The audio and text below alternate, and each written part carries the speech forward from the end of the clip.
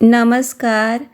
આજે હું બનાવું છું બાફેલી મકાઈ વઘારીને ખાવાની રીત.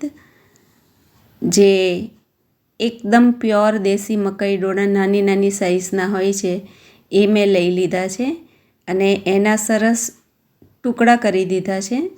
આ રીતે ટુકડા કરી અને ધોઈને કોરા કરી લીધા છે. હવે એને કૂકરમાં બાફવા માટે હું મૂકીશ. તો મેં કૂકર લઈ લીધું છે અને કૂકરમાં પાણી પણ એડ કરી દીધું છે.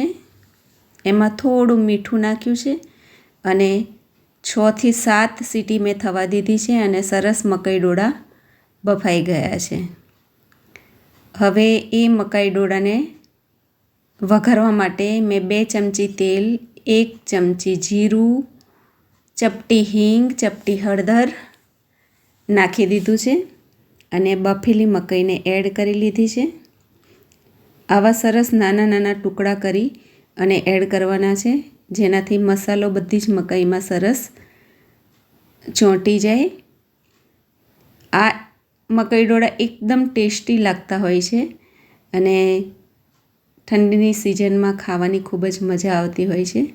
તો સ્વાદ અનુસાર મેં નાખી દીધું છે મરચું અને જોઈતા પ્રમાણમાં સંચર પાવડર એડ કરી દીધો છે અને ચાટ મસાલો પણ એડ કર્યો છે. હવે આ સરસ રીતે આપણે મિક્સ કરી લેવાનું છે અને બધી જ મકાઈમાં સરખો મસાલો થાય એ રીતે આપણે હલાવી લેવાનું છે. આ ચાટ મસાલો એડ કર્યો છે અને થોડો મરીનો ભૂકો પણ નાખ્યો છે. હવે અડધું લીંબુ એનો રસ નિતારી લીધો છે.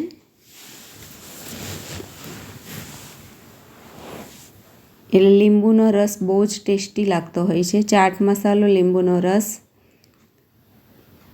થોડી મરી પાવડર, જોઈતા પ્રમાણમાં મરચું.